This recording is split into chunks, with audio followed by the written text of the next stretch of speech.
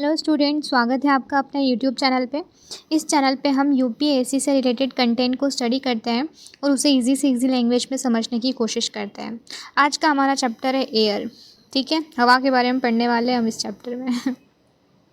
उससे पहले I want to know कि अगर आपको ये वीडियो पसंद आता है और समझ में आता है तो please do like, share and subscribe the video. Thank you. Start करते हैं। स्टार्टिंग होती है इस चैप्टर की एटमॉस्फेयर से। एटमॉस्फेयर के बारे में हम बहुत ज़्यादा डिस्कस कर चुके हैं पिछले चैप्टर में भी और 6th क्लास की एनसीईआरटी में भी, लेकिन फिर से देख लेते हैं। एटमॉस्फेयर क्या है? एक ह्यूज ब्लैंकेट है एयर का जिसने हमारे अर्थ को सराउंड करके रखा है। ठीक है, एटमॉस्फेयर क्या है? एक ह्यूज ब्लैंकेट है हवा का, एयर का, जो हमारे अर्थ के आसपास जो है वो क्या है, फैला हुआ है, या फिर उसने पूरे अर्थ को सराउंड करके रखा है, आसपास से घेर के रखा है। अब ये जो ब्लैंकेट है एयर का, एटमॉस्फेयर, वो क्या करता है? हमें प्रोटेक्ट भी करता है हार्मफुल गैसेस से।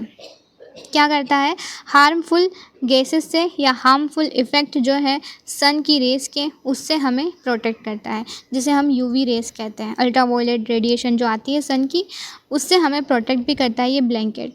सारे लिविंग बींग्स जो अर्थ पे रहते हैं वो एटमॉस्फेयर पे जो है वो डिपेंड है सर्वाइवल के लिए। क्यों? क्योंकि ये जो एयर होती है उससे ही तो हम सांस ले पाते हैं, उसी से तो हम जिंदा हैं। तो सारे लिविंग बींग्स जो हैं वो इस पे ऊपर डिपेंडेंट है, एटमॉस्फेयर पे।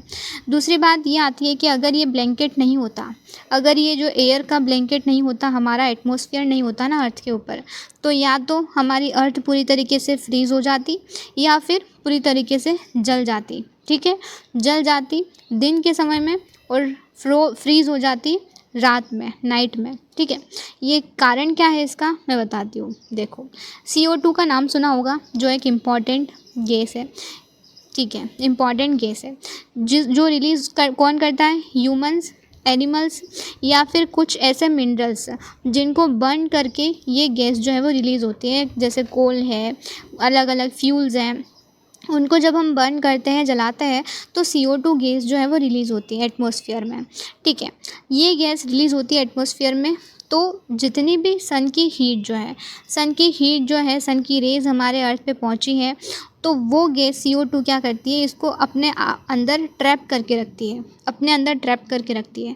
अब ये ट्रैप करती है तो इससे क्या होता है? CO2 जब सन की रेस को अपने अंदर ट्रैप करती है तो वो अर्थ को क्या करती है? गर्मी प्रोवाइड करवाती है, हीट प्रोवाइड करवाती है रात के समय में। कि जब रात होगी, जब सन की रेस तो आएगी नहीं हमारे अर्थ के ऊपर, तो अर्थ को वार्म कौन रखेगा? CO2 रखेगी। चलो, लेकिन वही दिन के समय में तो इसका कोई काम नहीं है। तो दिन के समय में ये सिर्फ ट्रैप करने का काम, और रात में हमें टेम्परेचर देने का काम करती है अर्थ को। पर अगर ये CO2 जो है वो कम हो जाए, इसकी जो है वो मात्रा कम हो जाए CO2 की, तो क्या हो जाएगा कि हमारा अर्थ जो है वो फ्रीज़ हो जाएगा। क्योंकि अब अर्थ को गर्मी कौन प्रोवाइड करवाएगा? रात के समय में। ये एक ज़रूरत है इसकी। दूसरी बात ये है कि अगर CO2 बढ़ जाती है, कम होने का कारण तो चलो समझ में आता है कि फ्रीज़ हो जाएगी अर्थ, बहुत ठंड हो जाएगी, बर्फ़ से जम जाएगी। लेकिन अगर ये CO2 बढ़ जाती है हमारे एटमॉस्फेयर में ज़्यादा, अगर हम जो है अलग अलग कोल्स, पेट्रोल, अलग अलग फ्यूल्स जो हैं उनको बर्न करेंगे, ठीक है, तो उससे CO2 बढ़ेगी। CO2 बढ़ेगी तो हमारा टेम्परेचर भी बढ़ेगा हीट का, क्योंकि गर्म तो यही करके रखती है, हमारे टेम्परेचर को बढ़ा के तो यही रखती है CO2। तो वही टेम्परेचर को बढ़ाने का काम भी इसी का है और कम करने का काम भी। डिपेंड करता है कि ये कितनी मात्रा में प्रेजेंट है, इसका जो है वो क्वांटिटी कितनी है हमारे एटमॉस्फेयर में। ठीक है, दैट इज़ इम्पॉर्टेंट गैस। अब यहाँ पे बात आती है ग्रीन हाउस इफ़ेक्ट की। वही मैंने बताया कि जब CO2 जो है वो रिलीज़ होती है एटमॉस्फेयर में, हमारे एटमॉस्फेयर में जब CO2 रिलीज़ होती है तो वो ग्रीन हाउस क्रिएट करती है। ग्रीन हाउस मतलब कि एक ब्लैंकेट जो गर्म रखता है हमारे अर्थ को। ठीक है, गर्म रखता है, हीट को ट्रैप करके रखता है अपने अंदर CO2।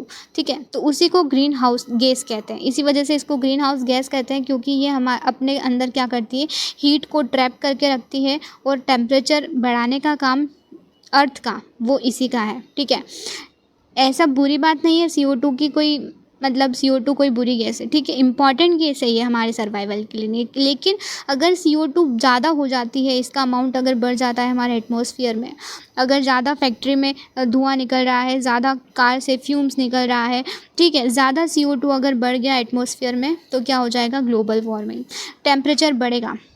ग्लोबल वार्मिंग क्या है, अर्थ का टेम्परेचर बढ़ जाए तो उसे ग्लोबल वार्मिंग कह देते हैं। और क्या, ये कोई बहुत बड़ी वो थोड़ी बात है। ग्लोबल वार्मिंग सिर्फ क्या चीज़ है कि जब अर्थ का टेम्परेचर बढ़ जाता है तो हम कहते हैं कि ग्लोबल वार्मिंग बढ़ गई है, ठीक है। ये बढ़ती किस वजह से है, CO2 की वजह से।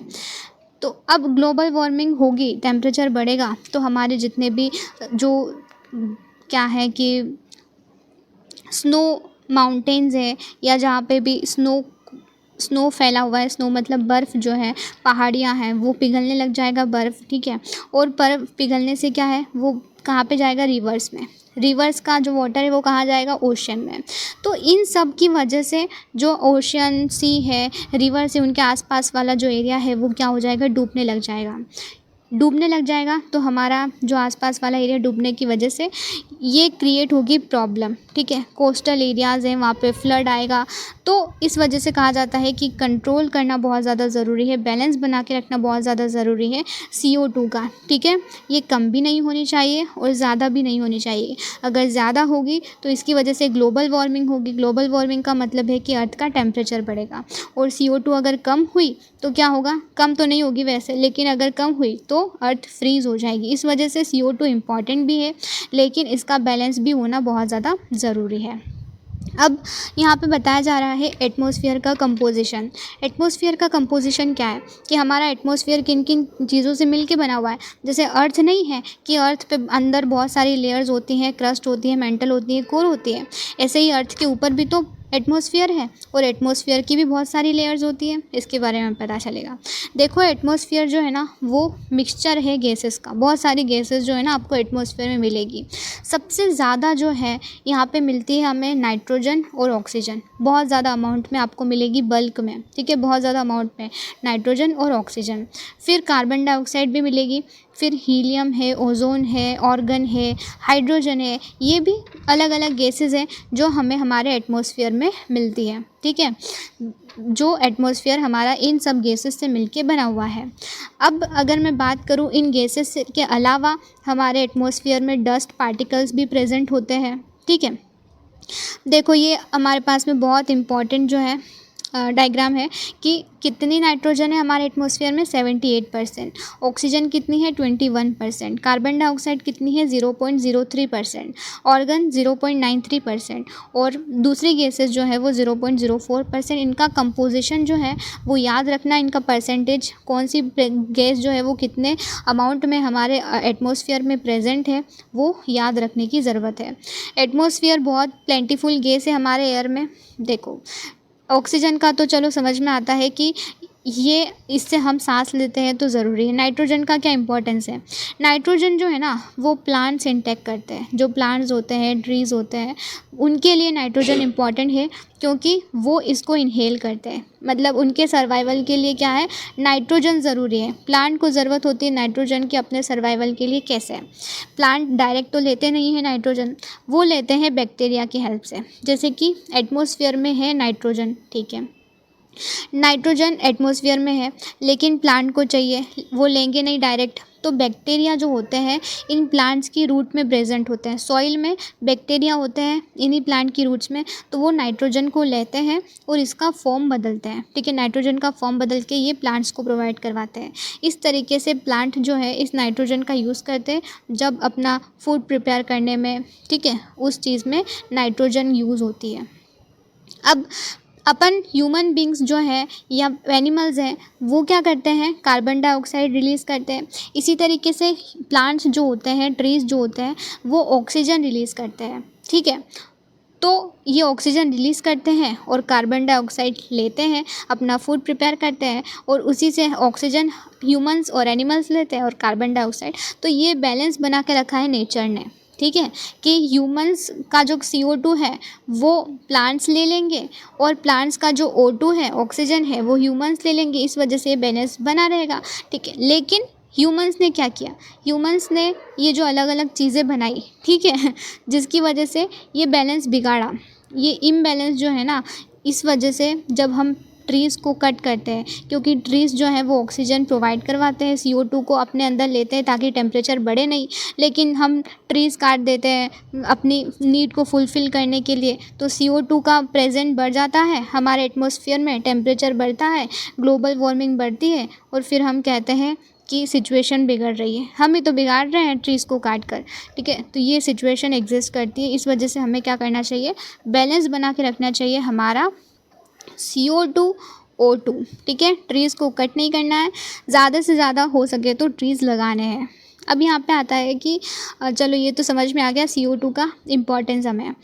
फिर ह्यूमन बीइंग रिलीज़ करते हैं, एनिमल्स रिलीज़ करते हैं, और वही चीज़ जो मैंने बताई यहीं पे लिखी हुई है, बाकी काम की नहीं है।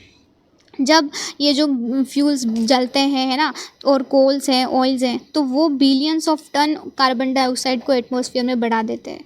हर किसी का जो है ना वो लेने अपटेक करने का, ऑक्सीजन लेने का भी या CO2 लेने का भी एक मात्रा होती है, उससे ज़्यादा नहीं ले सकता है। प्लांट भी, ट्रीज़ भी कितनी ऑक्सीजन, कितनी कार्बन डाइऑक्साइड को लेंगे, ठीक है। अगर आप उनको मात्रा बढ़ाते ही जाओगे उनका एटमॉस्फेयर में, ठीक है, तो वो किस तरीके से उसको बैलेंस बनाएंगे, क्रिएट करेंगे। उसके लिए आपको ट्रीज़ भी लगाने पड़ेंगे, फिर वो तो आप करते नहीं हो, ट्रीज़ तो लगाते नहीं है, लेकिन हम क्या कर रहे हैं, CO2 तो बढ़ाते ही जा रहे हैं। ऑब्वियसली टेम्परेचर बढ़ेगा अर्थ का, यही चीज़ यहाँ पे बताई जा रही है। अब एक इम्पॉर्टेंट कॉन्सेप्ट है यहाँ पे कि एयर जो होती है, हवा, जब वो गर्म होती है, जब वो हीटेड होती है, तो वो एक्सपांड करती है, फैलती है। वो हमें पता है कि जब कोई भी चीज़ गर्म होती है तो वो क्या करती है, फैलती है। और जैसे जैसे हवा फैलती है तो वो लाइट हो जाती है। कोई भी चीज़ अगर गर्म है वो ऑब्वियसली एक्सपांड भी करेगी, फैलेगी भी सही, और हल्की भी होगी तो वो ऊपर उठती जाती है, ठीक है। हल्की हवा, गर्म हवा ऊपर उठती जाती है। और जो ठंडी हवा होती है ना, कोल्ड हवा, वो डेंस होती है। डेंस का मतलब है कि वो भारी होगी थोड़ी, तो वो नीचे आएगी। जैसे ये गर्म हवा ऊपर गई तो ये कोल्ड हवा क्या करती है, इसको गैप को फुलफ़िल करने के लिए उसकी जगह ले लेती है। इसी को हम एयर सर्कुलेशन कहते हैं, ठीक है, एयर सर्कुलेशन कहते हैं। ये सर्कुलेशन चलता ही रहता है। गर्म हवा जो है ऊपर गई और ये ठंडी हवा जो है वो यहाँ से इस गैप को फुलफ़िल करने के लिए यहाँ पे आ जाएगी। फिर वापस ये साइकिल जो है चलता रहेगा। फिर अगर ये हवा यहाँ पे जाके ठंडी हुई और ये यहाँ पे हीट हुई, फिर क्योंकि ह्यूमन बीइंग CO2 रिलीज़ कर रहा है, CO2 फिर इस हवा को गर्म कर देगा, फिर ये हवा ऊपर जाएगी, ठीक है। फिर ये हवा यहाँ पे ठंडी हो चुकी है, नीचे आएगी। ये सर्कुलेशन जो है वो हमारे एटमॉस्फेयर में इस तरीके से चलता रहता है। आगे बढ़ते हैं। देखो, हमने देखा अर्थ का इंटरनल स्ट्रक्चर, उसमें देखा अर्थ के अंदर बहुत सारी लेयर्स हैं, ठीक है। लेयर्स के अंदर भी लेयर्स हैं। अभी तो तुम्हें सिर्फ क्रस्ट, मेंटल, कोर का पता है, लेकिन इनके अंदर भी लेयर्स होती हैं। इसी तरीके से हमारा जो एटमॉस्फेयर है ना, उसमें भी लेयर्स होती है। उसमें कौन कौन सी लेयर होती है, एक होती है ट्रोपोस्फियर, फिर stratosphere, mesosphere, thermosphere, exosphere. Mainly 5 layer होती है। अर्थ की मेनली 3 लेयर होती है, अर्थ के इंटीरियर की, ठीक है, 3 क्रस्ट, मेंटल, कोर। और जो अर्थ के एटमॉस्फेयर की 5 लेयर होती है, याद रखना क्या है। ट्रोपोस्फियर है जो 10 किलोमीटर तक की हाइट पे मिलेगा। फिर उसके बाद में आता है स्ट्रेटोस्फियर जो 50 किलोमीटर तक की हाइट पे मिलेगा, ठीक है।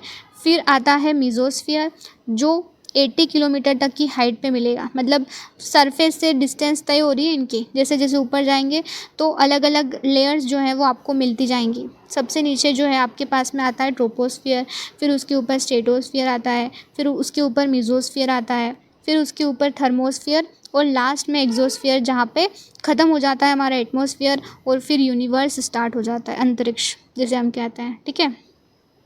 अब हर लेयर का डिस्क्रिप्शन देख लो कि ट्रोपोस्फियर जो है बहुत इंपॉर्टेंट लेयर है हमारे एटमॉस्फेयर की। क्यों इंपॉर्टेंट है, क्योंकि सारी जो वेदर फिनोमेना होते हैं ना वो यहीं पे होते हैं, इसी लेयर में। कि अगर रेनफॉल आ रहा है, हेल स्टॉर्म आ रहा है, तूफ़ान हो रहा है, कुछ भी हो रहा है ना, हम कुछ भी फील कर रहे हैं, तो वो इसी लेयर में होता है, ट्रोपोस्फियर में, जिसकी हाइट होती है 13 किलोमीटर तक की, ठीक है।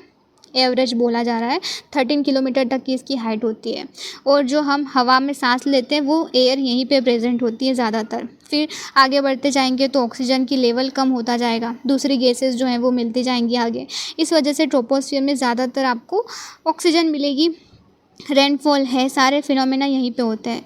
फिर उसके बाद में दूसरी लेयर आती है जिसका नाम है स्ट्रेटोस्फियर, जिसकी हाइट है 50 किलोमीटर तक की। ठीक है, 50 किलोमीटर तक स्ट्रेटोस्फियर एग्जिस्ट करती है। यहाँ पे ही आपके एरोप्लेन जो है ना वो फ्लाई करते हैं, क्योंकि हमने आज हमेशा देखा होगा टीवी में कि हमारे जो बादल होते हैं ना उसके ऊपर से एरोप्लेन जा रहा होता है। तो बादल तो ट्रोपोस्फियर तक हैं सिर्फ, और उसके ऊपर तो कुछ भी नहीं है हमारे वेदर फिनोमेना। तो वहाँ पे एरोप्लेन जो है वो क्या करते हैं, फ्लाई करते हैं 50 किलोमीटर तक की हाइट पे।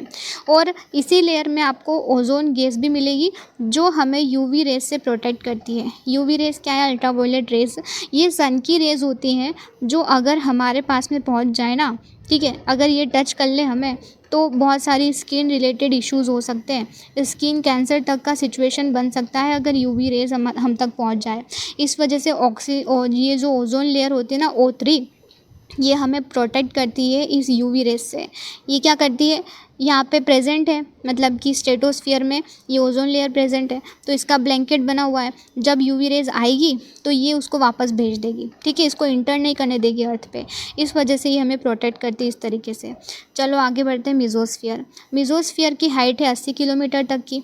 ठीक है, और यहाँ पे आपको मीटेरॉइड्स जलते हुए मिलेंगे। मतलब जो मीटेरॉइड्स होते हैं वो सोलर सिस्टम में हमने पढ़ा है कि मीटेरॉइड्स हैं, एस्ट्रॉइड्स हैं, होते हैं, ये रॉकी बॉडीज़ होती हैं, रॉकी। और ये जब अर्थ पे आते हैं, मतलब यूनिवर्स से जब ये अर्थ में एंटर करते हैं तो इस लेयर में टेम्परेचर इतना ज़्यादा होता है कि यहाँ पे जलने लगते हैं फ्रिक्शन की वजह से। फ्रिक्शन मतलब घर्षण होता है, उससे ये जो मीटेरॉइड्स हैं वो बर्न करने लगते हैं। इस लेयर में जितने बर्न हो गए और बाकी बचे तो वो अर्थ के सरफेस पे पहुँच जाते हैं, और जो हमें मिलते हैं बड़े बड़े जो हैं वो मिलते हैं पत्थर जैसे। ठीक है, गड्ढा कर देते हैं बहुत बड़ा अर्थ के सरफेस पे, तो ये मीटेरॉइड्स होते हैं। और ये मेसोस्फियर आपको 80 किलोमीटर तक की हाइट पे मिलेगा। फिर थर्मोस्फियर। थर्मोस्फियर में टेम्परेचर बहुत ज़्यादा बढ़ता है और यहाँ पे आपको आयनोस्फियर मिलेगा। आयनोस्फियर भी एक लेयर है जो इसका ही पार्ट है थर्मोस्फियर का। मेनली 5, मैंने बोला ना लेयर के अंदर लेयर है, पर मेनली जो लेयर है वो 5 है, और उसके अंदर आपको आयनोस्फियर मिलेगी थर्मोस्फियर में। क्वेश्चंस आ सकते हैं, याद रखना।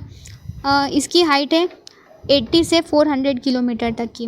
रेडियो ट्रांसमिशन जो होता है ना वो इसी लेयर पे होता है। मतलब कि अर्थ से रेडियो ट्रांसमिट होके रेडियो वेव्स जो है वो जाती है और इसी लेयर से वापस टकरा के आ जाती है हमारे अर्थ के सरफेस पे। ठीक है, तो रेडियो ट्रांसमिशन इसी लेयर में होता है। कौन सी लेयर है ये? थर्मोस्फियर है। और थर्मोस्फियर में भी क्या है? आयनोस्फियर है। चलो, फिर लास्ट वाली लेयर है एक्सोस्फियर। इस लेयर में क्या होता है? ये सबसे अपर मोस्ट लेयर होती है हमारे एटमॉस्फेयर की, और ये बहुत ही थिन लेयर है। मतलब बहुत ही थिन एयर जो है उसकी लेयर है ये। लाइट गैसेस यहाँ पे मिलेगी, हीलियम, हाइड्रोजन, इस लेयर में फ्लोट करते हुए आपको मिलेंगे और स्पेस में एंट्री हो जाएगी फिर हमारी। ठीक है, एक्सोस्फियर के बाद में। चलो, ये कॉन्सेप्ट ख़त्म हुआ एटमॉस्फेयर का। अब वेदर और क्लाइमेट क्या होता है? बहुत बार सुना होगा बचपन में आपने। वेदर क्या होता है? शॉर्ट टर्म के लिए। वेदर एक ऐसी घटना है, एक ऐसा फिनोमेना है जो शॉर्ट टर्म के लिए होता है, छोटे समय के लिए। बल्कि जो क्लाइमेट होता है वो होता है लंबे समय के लिए। कोई लॉन्ग टर्म की बात करें तो हम क्लाइमेट को बोलेंगे, शॉर्ट टर्म की बात करें तो हम वेदर को बोलेंगे। ठीक है, और ये शॉर्ट टर्म क्या है, किस चीज़ का है? देखो, हम कहते हैं कि आज का वेदर जो है ना वो ठंडा है, कोल्ड है, या हम कहते हैं कि आज का वेदर जो है वो हॉट है, या हम कहते हैं कि आज का वेदर जो है वो ह्यूमिड है। ह्यूमिड मतलब कि थोड़ा बोल सकते हैं जब ठंड होती है तो किस तरीके का नमी नमी वाला सिचुएशन होता है, ऐसा वेदर है हमारा। तो वेदर, जब हम दिन की बात करें कि आज का दिन का कैसा सिचुएशन है हमारे वेदर का। फिर अगर हम घंटे की बात करें, ठीक है, तो वहाँ पे ये शॉर्ट टर्म की बात हो रही है, तो वहाँ पे जब हम कोल्डनेस, हॉटनेस, ह्यूमिडनेस, टेम्परेचर, इनकी बात करते हैं छोटे टाइम के लिए, एक दिन के लिए या कुछ घंटों के लिए, तो हम यूज़ करते हैं वेदर का। लेकिन हम बोले लंबे समय के लिए कि यार उस जगह का जो है ना क्लाइमेट है वो तो हॉट है, मतलब पूरे साल जो है वो गर्म ही रहता है, अगर डेजर्ट की बात करूँ तो। ठीक है, तो ये क्या हो गया? क्लाइमेट हो गया कि उस जगह का क्लाइमेट ही ऐसा है, हॉट है। फिर अगर मैं कोई बोलूँ कि उस जगह का क्लाइमेट जो है ना वो तो बहुत ही कोल्ड है, बहुत ही ठंडा है। स्विट्ज़रलैंड की बात करें अगर तो, या हमारा पोल वाला एरिया होता है, नॉर्थ पोल, साउथ पोल जो एरिया होता है वहाँ बहुत कोल्ड होता है, बर्फ़ से जमा हुआ होता है। तो जब हम लंबे समय, बहुत सालों की बात करें कि उस एरिया का जो है या उस कंट्री का, ठीक है, उस प्लेस का क्लाइमेट ऐसा है। जब हम सालों की बात करते हैं, लंबे समय की बात करते हैं, और जब किसी दिन की या फिर कुछ घंटों की बात करते हैं तो हम वेदर का यूज़ करते हैं। ठीक है, ये डिफरेंस है वेदर और क्लाइमेट में। अब आगे बढ़ते हैं। देखो, आपको बहुत सरप्राइज़ हो जाओगे ये जान के कि हमारी अर्थ जो है सिर्फ एक पार्ट मतलब एक पार्ट सन की एनर्जी यहाँ पे आती है इतने में से। ठीक है, देख लेना ये कितने हैं। इतने में से सिर्फ 1 पार्ट जो है अर्थ के ऊपर आती है सन की एनर्जी। अगर ये पूरी ही एनर्जी आ जाती तो फिर हमारी तो अर्थ जल के खाक हो जाती है, समझ लो, ऐसी अर्थ की हीट है। फिर यहाँ पे टेम्परेचर की बात होती है। टेम्परेचर क्या होता है? टेम्परेचर कुछ भी नहीं है लेकिन degree of hotness and coldness in air. जो हवा होती है वो कितनी ठंडी है, वो कितनी गर्म है, वो उसकी डिग्री बताती है टेम्परेचर। ठीक है, उसी को हम टेम्परेचर कहते हैं कि degree of hotness and coldness air का, कि एयर की जो डिग्री कितनी डिग्री हॉट है, कितनी डिग्री कोल्ड है, उसी को हम टेम्परेचर कहते हैं। हवा से ही हम टेम्परेचर को समझते हैं, समझ में आता है। टेम्परेचर जो एटमॉस्फेयर में बदलता रहता है, सिर्फ दिन और रात में नहीं बल्कि सीज़न टू सीज़न भी हमारा टेम्परेचर जो है वो बदलता रहता है। इंसोलेशन क्या होता है? एक टर्म दी गई यहाँ पे, इंसोलेशन। देखो, इंसोलेशन एक टर्म है जिसका मतलब होता है कि जितनी भी सन की रेज़ हमारे अर्थ पे पहुँचती है ना, उसे हम इंसोलेशन कहते हैं। जितनी भी सन की रेज़ हमारे अर्थ के सरफेस पे आ रही है, ठीक है, उसे हम कहते हैं इंसोलेशन, बस, और कुछ भी नहीं है। और कुछ इंस्ट्रूमेंट दिए गए हैं जैसे थर्मोमीटर, उसका यूज़ होता है टेम्परेचर को मेज़र करने के लिए। बैरोमीटर, जिसका यूज़ होता है एटमॉस्फेरिक प्रेशर को मेज़र करने के लिए। फिर होता है रेन गेज, एक इंस्ट्रूमेंट है जिसका यूज़ होता है रेनफॉल कितना हुआ उसको मेज़र करने के लिए, मतलब बारिश कितनी हुई, कम हुई, ज़्यादा हुई, उसको मेज़र करने के लिए रेन गेज का यूज़ किया जाता है। फिर विंड वेन, उसका यूज़ किया जाता है विंड की डायरेक्शन, कि हवा किस दिशा में जो है वो बह रही है, उसका यूज़ होता है मेज़र करने के लिए विंड वेन। ठीक है, विंड वेन, बैरोमीटर, थर्मोमीटर और रेन गेज। चलो अब आगे आते हैं। यहाँ पे हम बात कर रहे हैं कुछ इम्पॉर्टेंट कॉन्सेप्ट की। यहाँ पे बताया जा रहा है टेम्परेचर जो सिटीज़ का होता है वो क्या होता है, ज़्यादा होता है विलेज के कंपैरिजन में। ऐसा क्यों है? क्योंकि विलेज सिटीज़ में आपको ज़्यादा जो है क्या मिलेगी, बिल्डिंग्स मिलेगी। बिल्डिंग्स में क्या होता है, उसमें बहुत ज़्यादा क्या होता है बिल्डिंग्स में, यहाँ पे बताया गया है कि मेटल्स जो होते हैं उसमें, कंक्रीट जो है मेटल्स है बिल्डिंग्स में होते हैं, वो क्या करते हैं, बहुत ज़्यादा हीट कर देते हैं। हीट मतलब कि बहुत ज़्यादा टेम्परेचर जो है वो बढ़ा देते हैं। बाकी सिटीज़ में हमारे बहुत सारे अलग अलग वाहन, व्हीकल्स जो है वो चलते हैं। ठीक है, बसेस चलती हैं, कार्स चलती हैं, तो इस वजह से भी, और उनसे फ्यूल्स जो हैं वो जनरेट होता है। फ्यूल जब जलता है तो टेम्परेचर बढ़ता है, CO2 रिलीज़ करता है। इस वजह से सिटीज़ का टेम्परेचर ज़्यादा होता है विलेजेस की तुलना में। विलेज में तो बहुत सारे आपको प्लांट्स, ट्रीज़ मिल जाएंगे, सिटीज़ में कम होते हैं। इस वजह से यहाँ पे बताया जा रहा है, बस, और कुछ खास नहीं है। यहाँ पे टेम्परेचर डिग्री में मेज़र किया जाता है, सेल्सियस में, जो कि रखा गया है सेल्सियस। हम बोलते हैं ना कि टेम्परेचर को सेल्सियस में मेज़र करते हैं, 1 डिग्री सेल्सियस, 2 डिग्री सेल्सियस कितना है, वो रखा गया है एंडर्स सेल्सियस के नाम से। ये एक साइंटिस्ट है, इनके नाम से ये सेल्सियस जो है वो रखा गया है नाम। डिग्री बताते हैं हम सेल्सियस में टेम्परेचर की। अब एयर प्रेशर क्या है? एयर प्रेशर में बात करती हूँ कि जब भी एयर जो होती है ना, हवा, वो हमारी बॉडी पे प्रेशर एक्सर्ट करती है। ठीक है, फोर्स लगाती है वो हमारे ऊपर, लेकिन हमें पता नहीं चलता है। इसी वजह से तो हम एग्जिस्ट कर रहे हैं इसमें, नहीं तो उड़ रहे होते अभी। ठीक है, जैसे कि हम नहीं जाते स्पेस में जाते हैं तो जितने भी आपने साइंटिस्ट देखे होंगे तो वो हवा में क्या होता है, तैरने लगते हैं, उड़ने लगते हैं। ऐसा क्यों? क्योंकि वहाँ पे एयर का प्रेशर जो है वो ज़्यादा नहीं है। हमारे अर्थ पे एयर प्रेशर बहुत ज़्यादा है, वो हमारे ऊपर फोर्स लगाती है बॉडी पे। इस वजह से क्या है कि हम यहाँ पे एग्जिस्ट कर रहे हैं, खड़े हो पा रहे हैं। ग्रेविटेशन भी इम्पॉर्टेंट रोल प्ले कर रहा है और सही सलामत है हम। ठीक है, अगर एयर प्रेशर जो है वो कम होता है या नहीं होता है तो फिर क्या सिचुएशन होती है, यहाँ पे पता चल रहा है कि जब एस्ट्रोनॉट्स जाते हैं स्पेस पे तो वो अलग अलग प्रोटेक्टिव जो है सूट्स पहनते हैं। वो आपने अलग अलग तरीके के उनके सूट्स देखे होंगे, है ना, कपड़े पहनते हैं वो, जिसमें वो सूट्स उनको प्रोटेक्ट करता है क्या है, पहली बात तो उस सूट्स में गैसेस भरी जाती हैं, ठीक है, जो उनकी बॉडी पे प्रेशर एग्जर्ट करती है। ये ह्यूमन बीइंग है कोई, ठीक है, इसने सूट पहना हुआ है एक, और इस सूट में बहुत सारी हवा भरी गई है, गैसेस भरी हुई हैं, और ये गैसेस क्या करती है, इसके ऊपर प्रेशर एग्जर्ट करती है ताकि हमारा जो ब्लड प्रेशर है ना वो मेंटेन रहे। नहीं तो अगर क्या होगा कि सूट नहीं पहना होता ना अगर, तो वो जो ब्लड वेसल्स होती है ह्यूमन बीइंग की, वो बस्ट हो जाती, फट जाती, ठीक है, और हम सर्वाइव ही नहीं कर पाते, मर जाते। इस वजह से सूट पहनाना बहुत ज़्यादा ज़रूरी होता है, और एयर प्रेशर का एग्जर्ट करना हमारी बॉडी पे ज़रूरी होता है, ठीक है। अब जैसे जैसे हम ऊपर जाते हैं तो एयर प्रेशर कम होने लगता है, इस वजह से स्पेस में तो बिल्कुल ख़त्म ही हो जाता है, एयर प्रेशर बहुत ही कम होता है, ठीक है। यही बताया जा रहा है, जैसे जैसे हाइट पे जाएंगे आप, सी लेवल से हाइट पे जाएंगे, सी लेवल क्या होता है, समुद्र होता है, ठीक है, उससे ही हम हाइट मेज़र करते हैं कि ऊपर कितना हाइट होगा, ठीक है। किसी भी जगह की हाइट मेज़र करी जाती है सी लेवल से। हमारा जो समुद्र होता है उसको हम बेस मानते हैं, और उससे हम मेज़र करते हैं किसी भी चीज़ की हाइट। तो ऐसे ही स्पेस की हाइट भी हम इसी तरीके से मेज़र करते हैं, जैसे जैसे हाइट पे जाएंगे प्रेशर जो है वो गिरता जाता है, कम होता जाता है, और टेम्परेचर बढ़ता जाता है, ठीक है। तो वहाँ पे एयर जो है ऊपर उठने लगती है और लो प्रेशर एरिया क्रिएट करती है। जो गर्म हवा होती है जो ऊपर उठी हुई होती है वो लो प्रेशर एरिया बनाती है, और जो ठंडी कोल्ड हवा होती है नीचे होती है वो हाई प्रेशर बनाती है, ठीक है, हाई प्रेशर क्रिएट करती है।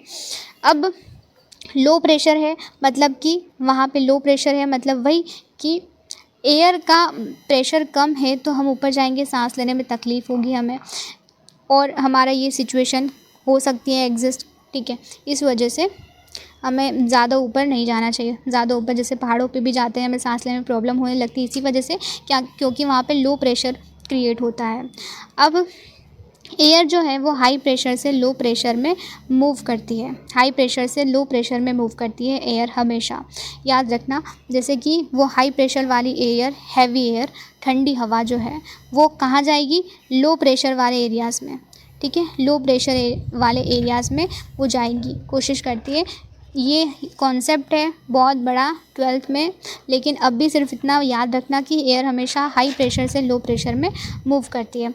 अब विंड का क्या है, देखो विंड जो है ना, मूवमेंट एयर का हाई प्रेशर से लो प्रेशर में, उसे ही विंड कहते हैं। जब हवा चलती है हाई प्रेशर वाले एरिया से लो प्रेशर वाले एरियाज़ में, तो उसे हम क्या कहते हैं, उसे हम विंड कहते हैं। जब एयर मूव करती है हाई प्रेशर से लो प्रेशर में, तो उसे हम विंड कहते हैं। और तो कुछ यहाँ पे ख़ास नहीं है तुम्हारे लिए इम्पॉर्टेंट चीज़ आई यहाँ पे कि 3 तरीके की मेनली विंड होती है, ठीक है। एक परमानेंट विंड होती है, सीजनल विंड होती है, और लोकल विंड होती है। परमानेंट विंड वो विंड जो कि ट्रेड विंड, वेस्टर्ली, ईस्टर्ली, जो हमेशा कभी रुकती नहीं है, हमेशा बहती रहती है, ठीक है। आपके आसपास भी जो भी विंड चल रही होगी, वेस्टर्ली जो विंड वेस्ट की साइड से चलेगी, ईस्टर्ली जो विंड ईस्ट की साइड से चलेगी। और कुछ कॉन्सेप्ट नहीं है कि वेस्टर्ली क्या होता है, ईस्टर्ली क्या होता है, बस इतना सा कि जो विंड वेस्ट की साइड से चलती है उसे वेस्टर्ली कहते हैं, जो ईस्ट से चलती है उसे ईस्टर्ली कहते हैं, ठीक है। और ये हमेशा परमानेंटली चलती रहती है, पूरे साल एक जैसे, उसे हम परमानेंट विंड कहते हैं, ठीक है। फिर सीजनल विंड कि जो सीज़न में बदलती है, हर सीज़न में ये विंड जो है अपना डायरेक्शन बदलती है, तो उसे सीजनल विंड कहते हैं। लोकल विंड कि हर दिन ये अपना बदलती है, हर दिन पर्टिकुलर पीरियड में या day to day, year to year एक जगह है, ठीक है, एक जगह है, कोई भी एरिया है, और उस पर ये ब्लो करती है एक दिन के लिए या एक साल के लिए, किसी छोटी सी जगह पे, बस इसे लोकल विंड कहते हैं कि उस लोकल एरिया की विंड है ये, जो किसी दिन पर्टिकुलर या किसी ईयर के लिए चलती है। बाकी परमानेंट विंड जो हमेशा चलती रहती है, जिसमें वेस्टर्ली और ईस्टर्ली आता है। कोई सीजनल विंड जो पर्टिकुलर सीज़न में चलती है, ठीक है। ये डायग्राम इज़ मोस्ट इम्पॉर्टेंट, ठीक है। ये बताया जा रहा है कि विंड जो है वो कहाँ से कहाँ मूव करती है। जैसे कि ये हमारा इक्वेटर है, और हम विंड जाएगी इक्वेटर वाले एरिया में, क्योंकि यहाँ पे बहुत ज़्यादा गर्मी होती है, सन की रेस डायरेक्ट इस पे आती है, ठीक है। तो यहाँ पे लो प्रेशर क्रिएट होगा, क्योंकि गर्मी ज़्यादा है, हवा हल्की हवा है तो ऊपर उठेगी, तो क्या लो प्रेशर क्रिएट होगा, तो ज़्यादा से ज़्यादा हाई प्रेशर वाला एरिया। अब ये जो है वो हमारा कैंसर है, फिर ये कैप्रिकॉर्न है, ये हमारा इक्वेटर है, Tropic of Cancer, Tropic of Capricorn है, आर्कटिक सर्कल है, अंटार्कटिक सर्कल है। तो यहाँ पे कम कम जाएगा, यहाँ पे हाई प्रेशर क्रिएट होगा, सन की रेज यहाँ पे भी हाई प्रेशर क्रिएट होगा, बीच वाला जो एरिया है वहाँ पे लो प्रेशर क्रिएट है। इस वजह से ये रेज कहाँ से कहाँ आ रही है, हाई प्रेशर से लो प्रेशर, हाई प्रेशर से लो प्रेशर। फिर ये हाई प्रेशर है यहाँ पे, तो यहाँ पे लो प्रेशर है, तो हाई प्रेशर से फिर लो प्रेशर में, हाई प्रेशर से फिर। इस वजह से ये पूरा डायग्राम जो है आपको यही बता रहा है कि हवा जो है, विंड किस तरीके से मूव करती है हाई से लो प्रेशर, और ये हमेशा ऐसी ही रहेगी जैसा इसमें बताया गया है। ठीक है, चलो आगे बढ़ते हैं।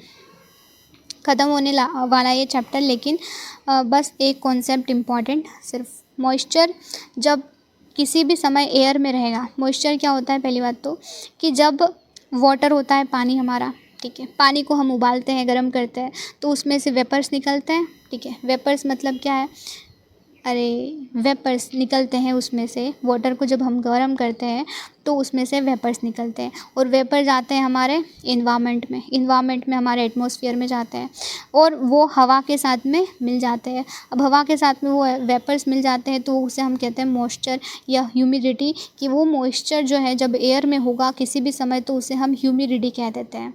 ठीक है, उसे क्या कह देते हैं, ह्यूमिडिटी कह देते हैं। अब जब एयर जो है वो फुल ऑफ वाटर वेपर होती है तो ह्यूमिड डे, मतलब हम कहते हैं आज नमी वाला दिन है, ज़्यादा धूप नहीं निकल रही है, या धूप निकल रही है तो थोड़ा हमें चिपचिपा सा महसूस हो रहा है। क्यों हो रहा है, क्योंकि वहाँ पे एयर में बहुत ज़्यादा ह्यूमिड प्रेजेंट है, हवा में बहुत ज़्यादा पानी जो है, वेपर्स जो है, वेपर के फॉर्म में पानी जो है वो प्रेजेंट है। इस वजह से हमें ह्यूमिडिटी फील होती है, नमी महसूस होती है। इस वजह से जब अक्सर ये होता है रेनफॉल के टाइम पे, ठीक है, उस समय पे। अब वाटर वेपर जैसे ऊपर उठता है तो फिर वो ज़्यादा वाटर वेपर मिल जाएंगे तो क्या होगा, वो लिक्विड बना लेंगे, ठंडे हो जाएंगे, कंडेंस हो जाएंगे, तो वाटर की ड्रॉपलेट्स बना देते हैं। और जैसे बहुत ज़्यादा वाटर वेपर मिल जाते हैं ना हवा के एक साथ, तो फिर रेनफॉल होने लगता है, बारिश होने लगती है। यही आपने पढ़ा होगा, ये इवापोरेशन वाला पूरा सिचुएशन, कि जैसे जैसे पानी ऊपर उठ रहा है, ठीक है, वो वेपर के फॉर्म में, वेपर ऊपर जा रहे हैं, ठीक है, ये वेपर सारे इकट्ठा हो गए एक जगह, ठीक है, सारे वेपर एक जगह इकट्ठा हो गए।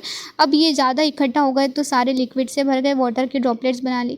अब ये वाटर की ड्रॉपलेट्स संभाल नहीं पाए तो नीचे गिर गई, वो प्रिसिपिटेशन के फॉर्म में, रेनफॉल की फॉर्म में। इसे ही हम कहते हैं, यही पूरी जो है वो सिचुएशन एग्जिस्ट करती है कि प्रिसिपिटेशन क्या है, जब भी हमारी अर्थ पे लिक्विड के फॉर्म में कुछ आता है, ठीक है, वाटर जब लिक्विड के फॉर्म में आता है तो उसे हम रेन कहते हैं। प्रेसिपिटेशन बहुत सारे तरीके के होते हैं, पर जब प्रेसिपिटेशन होगा, ठीक है, लिक्विड के फॉर्म में जब प्रेसिपिटेशन होता है तो हम उसे रेन कहते हैं। 3 तरीके की मेनली रेन होती है, कन्वेंशनल रेनफॉल होता है, ओरोग्राफिक रेनफॉल होता है, और साइक्लोनिक रेनफॉल। जैसे कि साइक्लोनिक रेनफॉल क्या होता है, जब वार्म एयर और कोल्ड एयर एक दूसरे से मिलेंगी, ठीक है, कोल्ड एयर में तो वो तो भरी हुई है पूरी, वार्म एयर में बहुत सारा मॉइस्चर प्रेजेंट है, और जब वार्म एयर और कोल्ड एयर जब टकराती है एक दूसरे से तो रेनफॉल होता है, ठीक है, रेनफॉल होता है, उसे हम साइक्लोनिक रेनफॉल कहते हैं। दूसरा रेनफॉल मॉइस्ट एयर, जब पहाड़ों पे मॉइस्ट एयर जो है वो फ्लो करती है, फ्लो मतलब कि जब वो बहती हैं तो टकरा जाती है माउंटेन से, और फिर वापस उधर तो जा नहीं सकती है, तो यहाँ पे सब एक जगह इकट्ठा हो गई, और फिर इकट्ठा हो गई तो फिर उनमें प्रेशर बनेगा और फिर वो रेनफॉल होगा, तो उसे हम ओरोग्राफिक रेनफॉल कहते हैं, या फिर रिलीफ रेनफॉल, कि वो माउंटेन की वजह से हुआ, वो उधर चली जाती तो शायद नहीं हो पाता, ठीक है, क्योंकि वो ज़्यादा इकट्ठा हो गई, मॉइस्ट एयर इकट्ठा हो गई तो रेनफॉल हुआ, ठीक है, ओरोग्राफिक रेनफॉल। फिर कन्वेंशनल रेनफॉल, जब गर्म हवाई है लेकिन वो एक जगह इकट्ठा हो गई बहुत सारी, और वो वाटर ड्रॉपलेट्स उन्होंने बनाई, ठीक है, बहुत सारी वार्म एयर ने, और फिर प्रेसिपिटेशन हुआ, तो उसे कन्वेंशनल रेनफॉल कहते हैं। चलो 3 टाइप के रेनफॉल समझ में आ गए। यह चैप्टर भी ख़त्म हो चुका है। थोड़ा सा बताया जा रहा है कि रेनफॉल बहुत ज़्यादा इम्पॉर्टेंट होता है प्लांट्स, एनिमल्स, ह्यूमंस के सर्वाइवल के लिए, ठीक है, और वो हमारे अर्थ पे फ्रेश वाटर लेके आता है, सरफेस फ्रेश वाटर लेके आता है हमारे अर्थ के सरफेस पे। अगर रेनफॉल कम होगा तो वाटर की कमी हो जाएगी, ड्रॉट होगा, ड्रॉट मतलब सूखा पड़ जाएगा, और अगर ज़्यादा होगा तो फ्लड भी आ सकता है। तो यही रेनफॉल की भी 2 सिचुएशन होती है, ठीक है, कम होगा तो ड्रॉट आ जाएगा, और ज़्यादा होगा तो फ्लड आ जाएगा। अब प्रेसिपिटेशन का मैंने बताया था, प्रेसिपिटेशन 3 टाइप के होते हैं। अगर स्नो वाला प्रेसिपिटेशन भी होता है, स्लीट वाला भी होता है, और हेल वाला भी होता है, याद रखना। ये चैप्टर ख़त्म हो चुका है। धन्यवाद, और please do like, share and subscribe the video.